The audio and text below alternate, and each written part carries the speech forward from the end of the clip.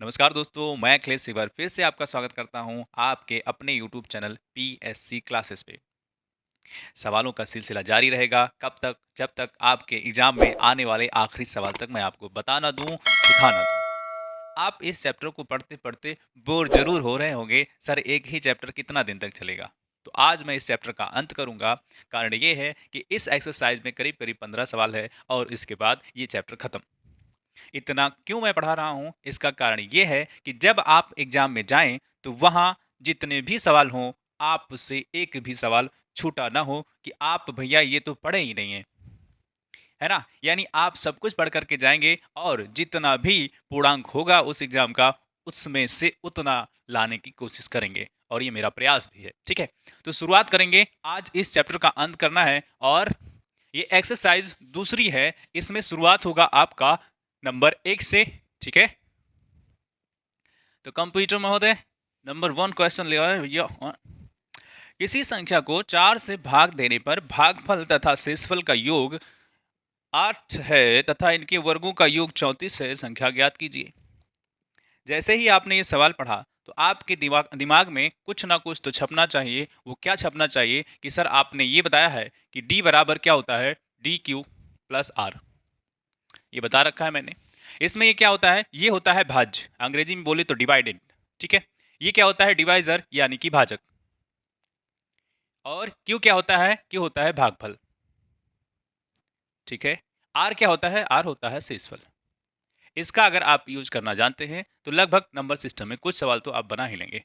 ठीक, इतनी बात पता है। अब सवाल को मैं एक बार फिर से पढ़ना चाहता हूं, देखता हूं क्या दिया हुआ है। यानी यहाँ भाजक दिया हुआ है, भाजक दिया है, इसी को हमने डी बोला है स्मॉल वाला, और ये कितना दिया है, 4 दिया है। अब आगे सवाल जब आप पढ़ेंगे तो कह रहा है कि भागफल यानी क्यू प्लस आर, भागफल तथा शेषफल का योग यानी कि इसका सम कितना दिया है, तो इसका सम दिया है 8। ठीक, आगे जब सवाल आप पढ़ेंगे तो इसमें लिखा है कि इनके वर्गों का योग 34 है, यानी इनका वर्ग कर दो, स्क्वायर कर दो, प्लस इसका भी स्क्वायर कर दो, तो इसका आंसर जितना है कितना है, तो 34 है। ठीक, इतना सवाल में दिया है। इसको दो तरीके से करेंगे। एक तरीका यह है कि मैं इस सवाल को देख करके ही आंसर दे सकूं, और एक तरीका ये है जो हम लोग परंपरागत तरीका पढ़ते आ रहे हैं, ऑर्डिनरी मेथड उसको बोलते हैं। ठीक है, वो क्या है, पहले उसको देख लेंगे उसके बाद इसको देखेंगे। ठीक, यानी आप सवाल जब थोड़ा सा एक्सपर्ट हो जाएंगे प्रैक्टिस करते करते, तो आप ऐसे भी सवालों को उड़ा पाएंगे देख करके ही। ठीक, आप चलते हैं जो हम लोग पुराना तरीका जानते हैं उससे कैसे करें। ये आपके पास है, ये आपके पास है, तो एक आइडेंटिटी मैंने बताई है कि क्यू प्लस आर का स्क्वायर कर दो, यानी ए प्लस बी का होल स्क्वायर करेंगे तो क्या Q square plus R square होगा, प्लस 2 क्यू आर होगा। इतना ही होगा। अगर इतना होता है तो आपके पास सारी वैल्यू है, ये है, ये है, तो इसको रख दो 34। ये है क्यू प्लस आर है, तो क्यू प्लस आर का अगर हम स्क्वायर कर देते हैं तो आपके पास 2 क्यू आर, इतना इतना बचा हुआ है। ये 8 का स्क्वायर करोगे तो 8 अट्ठाईम 64 होता है, और ये वाला 34 इधर लेके आओगे तो 34 घट जाएगा, और ये कितना बच जाएगा, 2 क्यू आर। ठीक, इसमें से आप घटाओगे तो इसका आंसर 30 आएगा, और ये क्या हो जाएगा, 2 क्यू आर। इस 2 से इस 30 को काटेंगे तो 15 हो जाएगा, और ये किसके बराबर हो जाएगा, क्यू आर के। ठीक है, इतनी बात आपको समझ में आई। यानी यहां से क्या है, क्यू आर की वैल्यू कितनी पता चल गई है, 15 है। यहां से भी हम सवाल का जवाब दे पाएंगे। ये तीनों पॉइंट्स आप लिखते जाइए, यानी ध्यान से देखना है, और मैं यहां से भी सवाल का जवाब दे सकता हूं, लेकिन अभी मैं आपको सिखा रहा हूं तो मैं आपको पूरा प्रोसेस ही बता दे रहा हूं। ठीक है, लेकिन जब आप एग्जाम में जाएंगे तो जो मैं बता रहा हूं, एक सेकेंड 10 सेकेंड में आप सवाल को पकड़ें, उसके बाद 30 सेकेंड के अंदर सवाल का जवाब दे पाएंगे। ठीक, देखो इतनी वैल्यू आ गई। अब भी हमारा सवाल अभी अटका हुआ है। हम जब तक क्यू और आर की वैल्यू ना निकाल पाए तब तक हम इसकी वैल्यू नहीं बता पाएंगे कि वो संख्या कौन सी है। ये क्या है, वो संख्या, यानी वही भाज्य है जिनमें इन सारे कंपोनेंट का यूज करके इसको ज्ञात करना होता है। ठीक है, इतनी बात समझ में आई। अब आ जाओ। अब भी हमारे पास क्यू और आर निकालने का कोई जुगाड़ नहीं है। जुगाड़ तो बहुत सारे हैं, लेकिन अभी जब आप जो प्रोसेस पढ़ रहे हैं उसमें क्या करेंगे, क्यू माइनस आर का होल स्क्वायर कर दो। जब इतना आप स्क्वायर करोगे तो इसमें भी Q square plus R square, plus plus नहीं होता है, जब यहाँ माइनस होगा तो यहाँ माइनस होगा, वो होगा 2 क्यू आर। ठीक, इतनी बात समझ में आई। अब यहाँ देखो इतना कितना 34, इतना कितना दिया हुआ है, ये ऊपर दिया है 34 माइनस 2, क्यू आर की वैल्यू हमारे पास 15 आ गई है तो 15। अब क्या हो जाएगा, ये 34 और ये 15 दूना 30, इसकी वैल्यू कितनी आ गई 4। लेकिन ये Q माइनस आर की वैल्यू हमें निकालना है, Q माइनस आर की वैल्यू हमें चाहिए, तभी तो इसकी वैल्यू निकाल पाएंगे इंडिविजुअली Q और R की। ठीक है, तो ये कितना हो जाएगा, ये वाला स्क्वायर जब इधर जाएगा, ये वाला स्क्वायर, क्योंकि ये किसके बराबर है, Q माइनस आर के स्क्वायर के बराबर है ये। ठीक है, Q माइनस आर के स्क्वायर के बराबर। ये वाला स्क्वायर जब हम इधर लेके जाएंगे तो ये स्क्वायर जा करके क्या हो जाता है, अंडर रूट में बदल जाता है। और आप जानते हैं कि अंडर रूट 4 की वैल्यू कितनी होती है, तो आपका जवाब होना चाहिए 2। ठीक, तो यानी Q माइनस आर की वैल्यू कितनी आ गई है, 2। अब हमारा सारा काम खत्म हो गया, यानी अब हम सवाल के कहाँ किला भेज चुके हैं। ठीक है, अब यहाँ से जवाब निकल आएगा, देखो कैसे। अगर मैं इसको जोड़ देता हूं तो देखो Q और Q तो जुड़ जाएगा, 2Q हो जाएगा, लेकिन ये माइनस आर और ये वाला आर काम खत्म। ये 8 और 2 जोड़ोगे तो आ जाएगा 10, और ये Q बराबर क्या हो जाएगा, 10 में 2 यानी कि 5। ठीक, Q की वैल्यू कितनी आ गई, 5। हमने देख रखा है, यानी सवाल ने ही कह दिया है कि Q प्लस R की वैल्यू कितनी है, 8। तो Q अगर 5 हो जाता है तो R कितना हो जाएगा, तो भैया 5 में क्या जोड़ दें कि 8 हो जाए, तो आपका जवाब है 3 जोड़ दें तो ये किसकी वैल्यू हो जाएगी, R। R की वैल्यू कितनी, 3, Q की वैल्यू कितनी, 5। ठीक, अब सारा सवाल खत्म। देखो D की वैल्यू 4 दी है, D की वैल्यू 4 दी है, ठीक है, यहाँ रखे दे रहे हैं। Q की वैल्यू कितनी आ गई, Q की वैल्यू 5 आ गई, और R की वैल्यू कितनी है, तो R का 3 दिया हुआ है। ठीक है, अब 4 पंचे 20 और 3 कितना हो जाएगा, 23। इसी को कोई ऐतराज है क्या, आंसर कितना आ गया, 23। ये तो पुराना मेथड है, यानी ये 1 बाय 1 या स्टेप बाय स्टेप प्रोसेस के थ्रू आंसर आया हुआ है।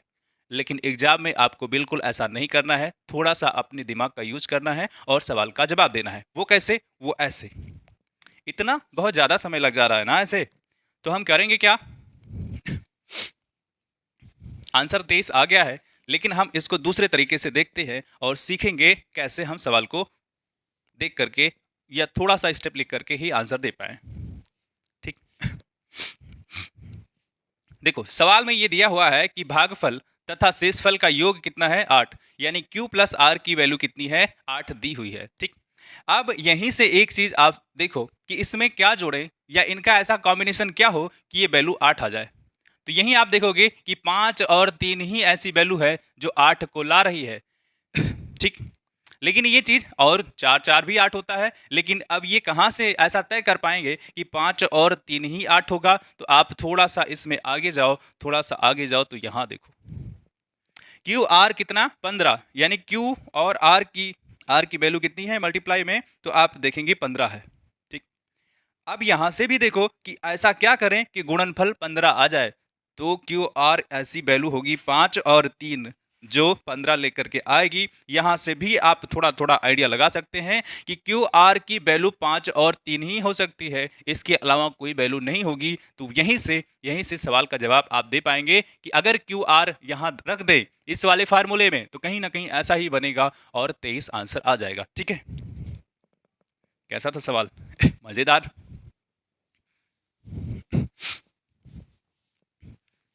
ठीक है, ऐसे ही बड़े सवालों को छोटे सवाल में कन्वर्ट करेंगे और आंसर की तरफ जाएंगे। ठीक, आप जितना ज्यादा प्रैक्टिस सवालों का करेंगे उतना ज्यादा माहिर होते जाएंगे, और एक दिन आप खुद ब खुद मास्टर बन जाएंगे और आप सवाल को देख करके हवा में कैलकुलेशन करके आंसर की तरफ पहुंच जाएंगे। ठीक है,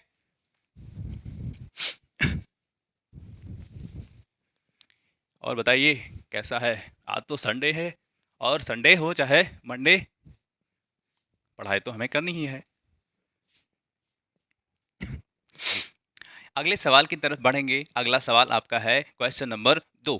ठीक है, आज इस चैप्टर का अंत ही कर देते हैं क्योंकि बहुत खिंच चुका है ये चैप्टर। एक 3 अंकों से बनी संख्या के अंकों का योग 6 है। आगे पढ़िए, अंक पलटने से प्राप्त संख्या मूल संख्या से 198 अधिक है। यदि मध्य अंक शेष दोनों अंकों के औसत के बराबर है तो मूल संख्या ज्ञात कीजिए। ठीक है, सवाल को आपने पढ़ा तो सवाल में ही लिखा है कि एक कोई संख्या है जिसमें 3 अंक हैं। मैंने मान लिया कि वो संख्या ABC है जिसमें 3 अंक हैं, 1 2 3, 3 अंक हैं। अगर 3 अंक हैं तो क्या करें, आगे चलते हैं। आगे जब सवाल को पढ़ोगे तो क्या लिखा हुआ है, अंक पलटने से प्राप्त संख्या मूल संख्या से 198 अधिक है। अब इस संख्या में आप करोगे क्या, इस संख्या में कर दो इनकी स्थानीय मान लिख दो। तो जब इनके स्थानीय मान के साथ लिखेंगे तो ए कितना है, ए, क्यों, इकाई दहाई सैकड़ा, सैकड़ा के स्थान पे ए है इसलिए 100 ए लिख दिया है। प्लस में बी कहाँ है, 10 यानी कि 10वें स्थान पे है तो 10 लिख दिया। सी कहाँ है, इकाई के स्थान पे, तो ऐसा लिख दिया। अब सवाल ने कहा है कि इनका अंक पलट जाता है, इनका क्या हो जाता है, अंक पलट जाता है, यानी कि जहां ए है वहां सी हो जाए, बी तो अपने स्थान पे ही रहेगा बस। तो मैं क्या कर देता हूं, इनको लिख देता हूं सी बी ए। अंक पलट गए कि नहीं पलट गए, जज्बात पलट गए, अंक पलट गए ना, तो सवाल का खेल हो गया यहीं से शुरू। देखो अब इसका स्थानीय मान जब आप लिखेंगे तो 100 के साथ कौन आ जाएगा, सी आ जाएगा, और जो बी है वो बेचारा बी 10 के स्थान पे ही रहेगा। ठीक है, ए किस पे हो जाएगा, ए तो आपका यूनिट है तो एक ए जहां रहना चाहिए सी को वहीं पे है। ठीक है, अब सवाल को एक बार फिर से पढ़ेंगे। कह रहा है प्राप्त संख्या मूल संख्या से 198 अधिक है, यानी ये वाली संख्या इस वाली संख्या से कितना अधिक है, 198 अधिक है। यानी मैं अगर इसमें 198 जोड़ दूं तो ये किसके बराबर हो जाएगी, इस वाली संख्या के, इस वाली संख्या के। बात समझ में आई, नहीं समझ में आई तो एक बार फिर से देखो। सवाल कह रहा है कि भैया ये एक संख्या है जिसमें 3 अंक हैं और इसके अंक बदल जाते हैं, क्या होते हैं, इसके अंक बदल जाते हैं, तो यहां मैंने अंक बदल दिया, पलट जाते हैं, कहता है पलट जाते हैं, वैसे जैसे आपसे कोई वादा करता है और वादा करने के बाद पलट जाता है, वैसा ही कुछ इसका हाल है। हाल क्या है, दिलों का न पूछो सनम, बस वही वाला है, पलट गए हैं। तो ये पलट गए हैं, तो पलटने के बाद ये बचा। अब कह रहा है जो ये पुरानी संख्या है इसमें अगर 198 जोड़ दें तो वो नई संख्या बन जाती है, बस इतनी सी बात है। अगर इतनी सी बात है तो काहे इतनी परेशानी है। देखो अब मैं क्या करूं, ये इसके बराबर मैंने लिख दिया है, अब बराबर लिख दिया है तो थोड़ा सा यहां से गुणा गणित करना पड़ेगा। देखो 198 इधर लिखे रहने देते हैं, तो इसको यहाँ बाकी की चीजें उधर लेके जाएंगे, क्योंकि 198 में कोई भी अक्षर यूज नहीं है, ABCD कोई यूज नहीं है, इसमें है, तो जिसमें है उसको लेके जाएंगे। तो 100 सी माइनस में यहाँ सी है तो इसको ही लेके जाते हैं, यहाँ पे लेके, यहाँ है, ऐसा नहीं करते हैं, गड़बड़ हो जाएगा आपको समझने में, तो मैं वैसा ही लिखा रहने देता हूँ। ये 10 का बी लिखा है, 10 का बी लिखा है, प्लस ए लिखा है। ये वाले पार्ट्स इधर जाएंगे तो माइनस में हो जाएंगे, क्यों, अगर राइट हैंड में कोई प्लस है तो लेफ्ट में जाता है तो माइनस हो जाएगा, और जो लेफ्ट में है वो राइट में जाएंगे तो वो माइनस हो जाएंगे अगर प्लस के साथ है तो। ठीक है, अब आओ 100 करेंगे तो ये 100 माइनस में, और आगे इसमें अगर लिखना चाहें यहाँ लिख दें माइनस 100 बी, ये माइनस का सी।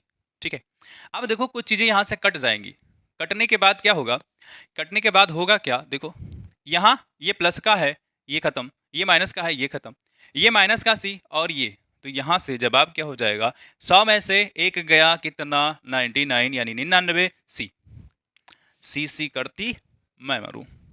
ठंडी आ रही है तो ठंडी में लोग सी करते ही हैं, और दूसरा जब मिर्चा हरी वाले खा लेते हैं तो भी सी करते हैं, सी 99 का सी। अब देखो ये बड़ी वैल्यू है 100 और ए भी कहीं है तो जवाब यहाँ है, तो माइनस जो बड़ी वैल्यू होती है उसको ले लेते हैं, उसका साइन ले लेते हैं, ले लिया, इसमें से इसको घटा देंगे तो कितना हो जाएगा 99 और ये ए।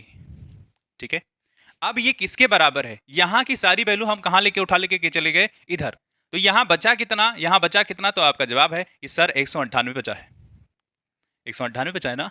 अब देखो यहाँ 99, यहाँ भी 99, तो इसमें से 99 को कॉमन ले लेंगे, जैसे ही आप 99 को कॉमन लेंगे तो होगा क्या, ये 198 के बराबर है। ठीक, इस 99 से इस 198 का काम तमाम करेंगे तो 99 कम 99 और 99 दुना 198, यानी सी माइनस ए की वैल्यू कितनी आ गई है, तो आपका जवाब है सी माइनस ए की वैल्यू आई है 2। ठीक, अब देखो एक बार सवाल फिर से पढ़िए, यदि मध्य अंक शेष दोनों अंकों के औसत के बराबर है कह रहा है यदि मध्य अंक क्या है, क्या इसमें से मध्य क्या है, बी है, वो दोनों यानी कि ए प्लस सी के औसत क्या होता है, दो संख्याओं को जोड़ दो या दो से अधिक संख्याएं हो उनको जोड़ दो, यानी संख्याओं का योग डिवाइड बाय कितनी संख्याएं हैं। ठीक है, यहां से आप देखोगे तो क्या निकलेगा 2b इसको यहाँ लेके जाओगे तो 2b बराबर a प्लस सी, ठीक है। इतनी वैल्यू यहाँ देखो, यहाँ कुछ चीजें मिल गई हैं। एक बार मैं सवाल को फिर से पढ़ना चाहूंगा। एक 3 अंकों से बनी संख्या के अंकों का योग 6 है। सवाल ने शुरू में ही एक चीज और दे रखी है, वो क्या कह रहा है कि a प्लस बी प्लस सी उसका योग कितना है, 6।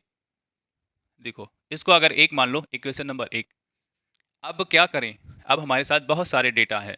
देखो a प्लस सी, इसको यहां रख दो तो ये रहा आपका a और ये c, यानी इसको जोड़ने के बाद कितना मिल रहा है, 2b। यानी इसमें a प्लस सी के स्थान पे 2b लिख सकते हैं, नहीं तो a प्लस सी मिलकर के 2b हो गया, तो ये वाला b तो 2b और ये b कितना हो जाएगा, 3, तो हो जाएगा 3b। और किसके बराबर है, तो आपका जवाब है 6 के। तो 3 एकम 3 और 3 दूनी 6, यानी b की वैल्यू कितनी आ गई, 2। b की वैल्यू कितनी आ गई, 2। अब जब b की वैल्यू 2 आ गई है तो इसी में रख दो, इसी में रख दो जनाब।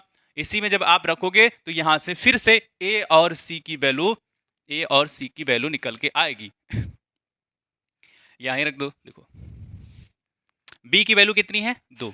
जब b की वैल्यू 2 आ गई है तो कितना हो जाएगा, 2 दूनी 4, यानी 2 दूनी 4 a प्लस सी।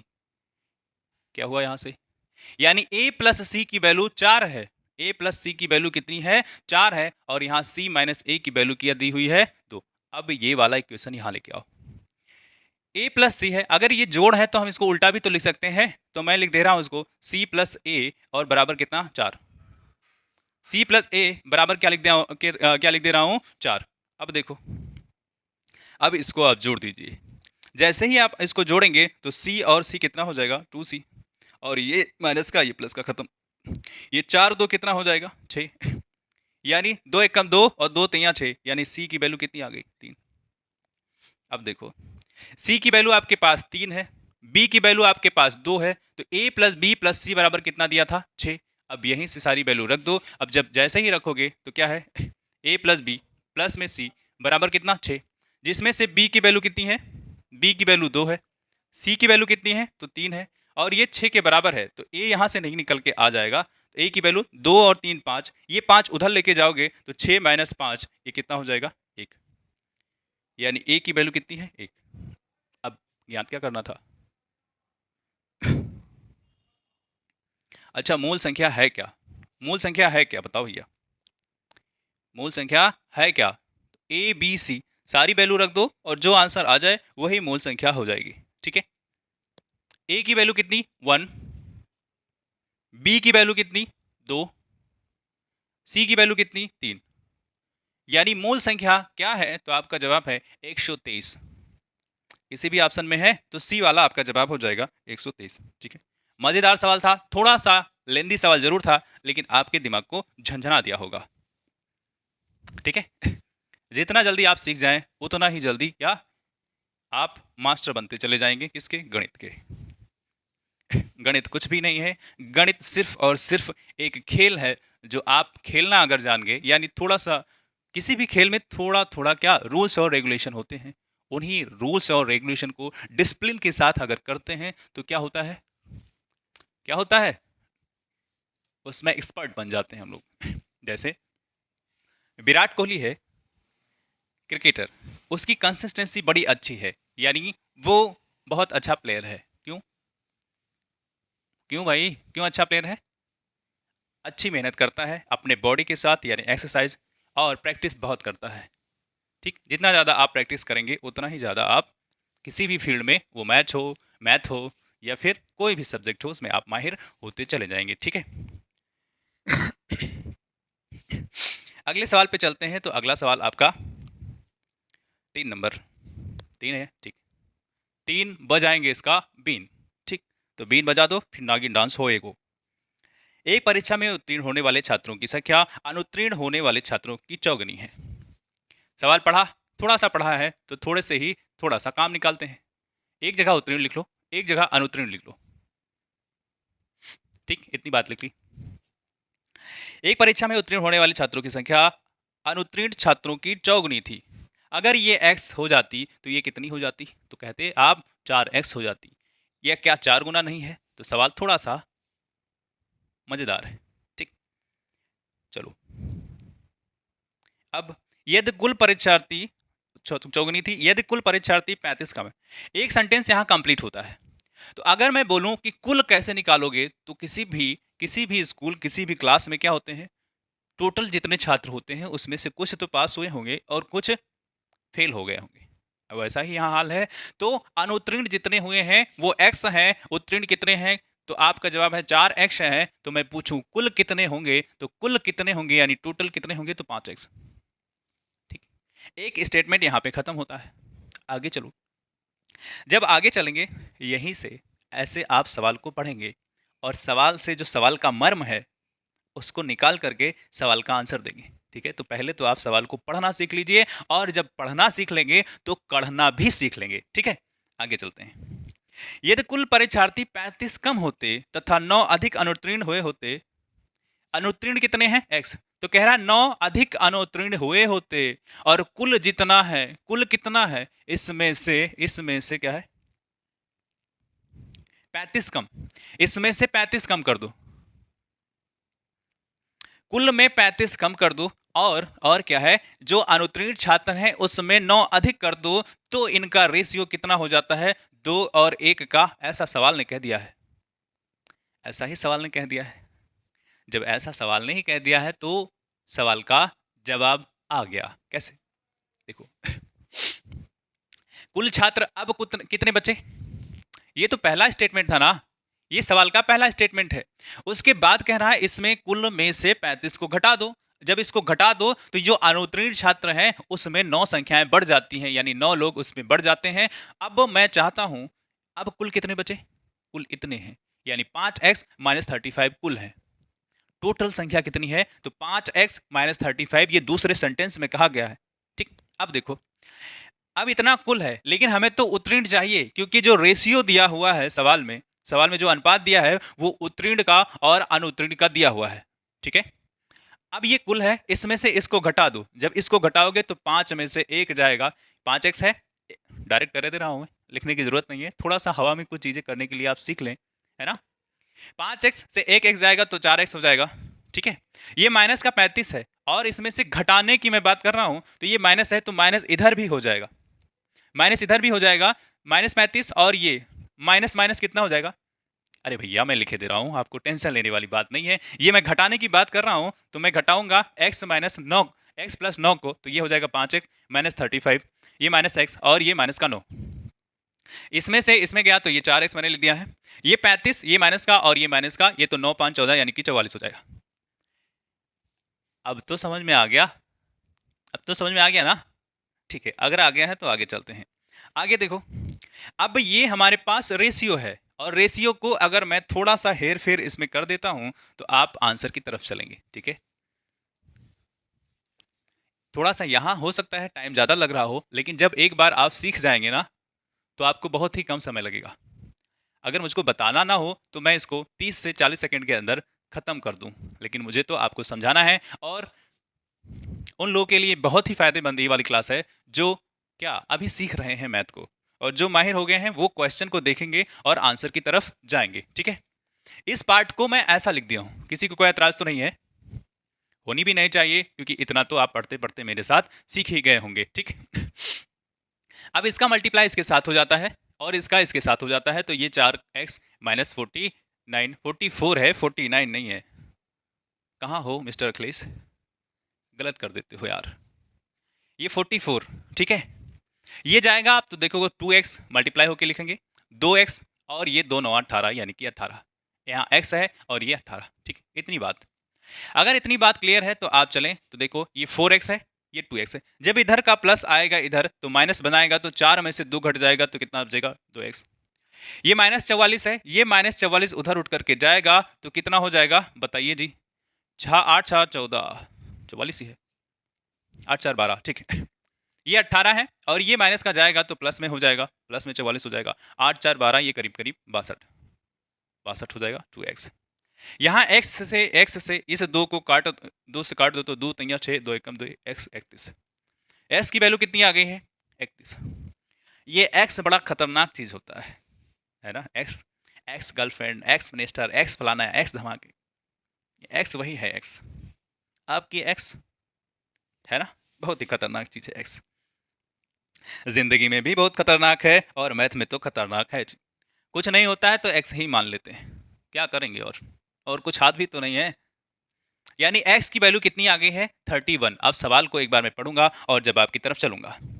कुल कितने परीक्षार्थी थे? तो जब शुरू में हमने देखा तो यहाँ मैंने 5x लिखा था और इसके आगे यहाँ कुल लिखा हुआ था, कुल यानी कि टोटल। x की वैल्यू निकल के आ गई है 31, बस 5 में 31 का मल्टीप्लाई कर दो तो 5 एकम 5 और 5 दें 15, यानी 155 जवाब हो जाएगा आपका, आपके सवाल का।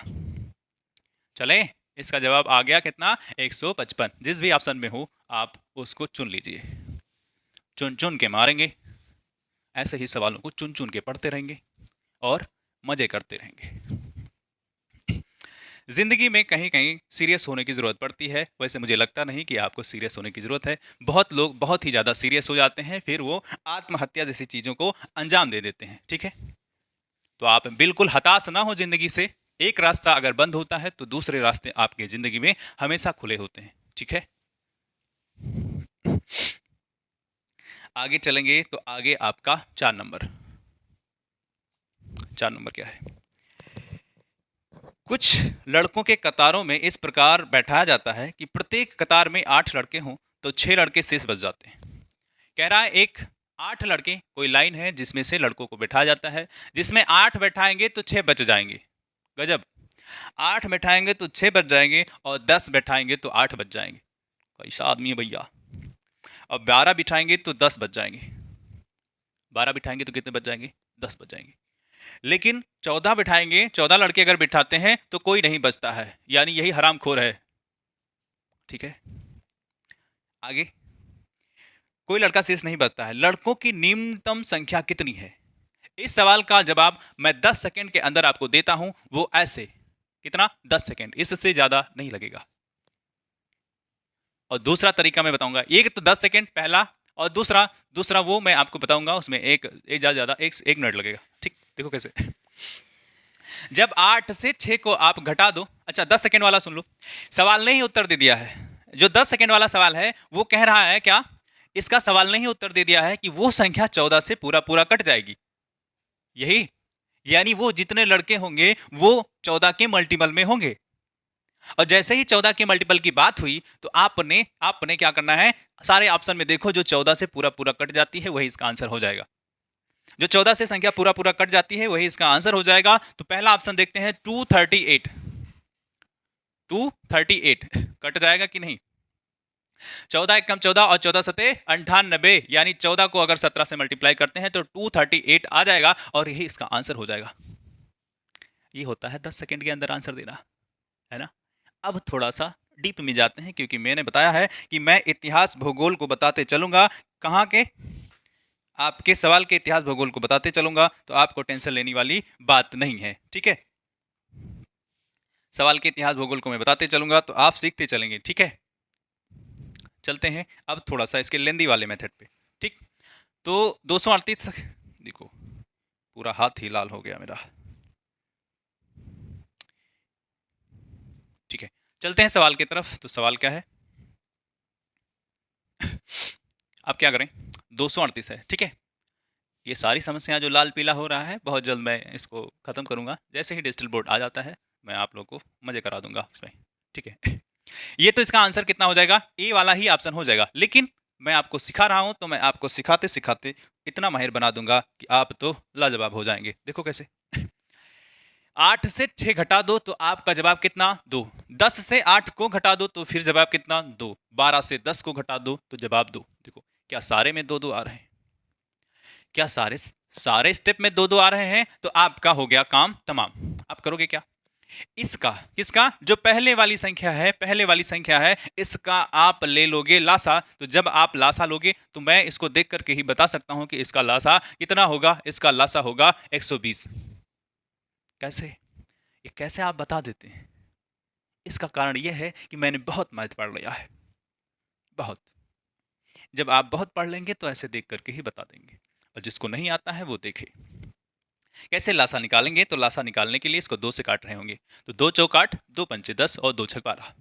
और काटो तो 2 दूनी 4, 5 लिखा रहने दो, 2 तिया 6। देखो यहीं पे भी खत्म कर सकते हो। लेकिन होता क्या है, जब तक यहाँ एक एक एक नहीं आ जाता है, लोग खटाखट पटापट करते रहते हैं। वैसा आपको नहीं करना है, थोड़ा सा आप स्मार्ट हो जाइए। थोड़ा सा आप स्मार्ट हो जाइए। क्यों? जब यहाँ कोई और संख्या एक जैसे मल्टीपल वाली भी संख्या नहीं है, तो ये कटेंगे ही नहीं किसी से संख्या से। तो आपको एक बार 2 से काटना पड़ेगा, एक बार 5 से काटना पड़ेगा, एक बार 3 से काटना पड़ेगा। तो हम क्यों ऐसा करें? ऐसा नहीं करेंगे, थोड़ा सा माइक्रो सेकंड बचा लेंगे। ठीक है, तो क्या करें? देखो, 2 दूनी 4, 4 दूनी 8, 8 पंचे 40 और 4 तेई 12, यानी 40 तिया 120। इसका लासा कितना हो जाएगा? तो लासा इसका हो जाएगा 120। ठीक। अब वो जो संख्या ये जो घटना हो रही है कि 8 से भाग कर रहे हैं तो 6 से बच जाता है, 10 से भाग कर रहे हैं तो 8 से बच जाता है, 12 से भाग कर रहे हैं तो 10 से बच जाता है। यानी कहीं ना कहीं क्या है, उसने कह दिया है कि वो जो संख्या होगी वो 120 के मल्टीपल में तो होगी, लेकिन 2 को घटा रहे होंगे। ये मैंने के लिखा है, तुम्हारे लिए ही के लिखा है। ठीक है, कोई संख्या लिख सकते हैं, के पी कुछ भी लिख दो। यानी ये मैं चाहता हूं, ये क्या, इसकी एक वैल्यू आप रखोगे, फिर 2 घटा दोगे, क्योंकि यहां भी तो घटा ही रहे हैं।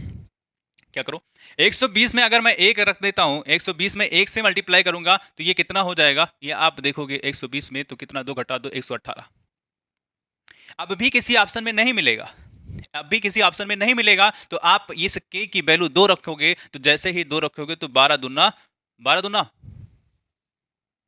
24। ठीक है, 12 दूना कितना? 24। ये 240 और इसमें से 2 घटाओगे तो ये 238 आ जाएगा, जो मैंने आपको पहले ही बता दिया है।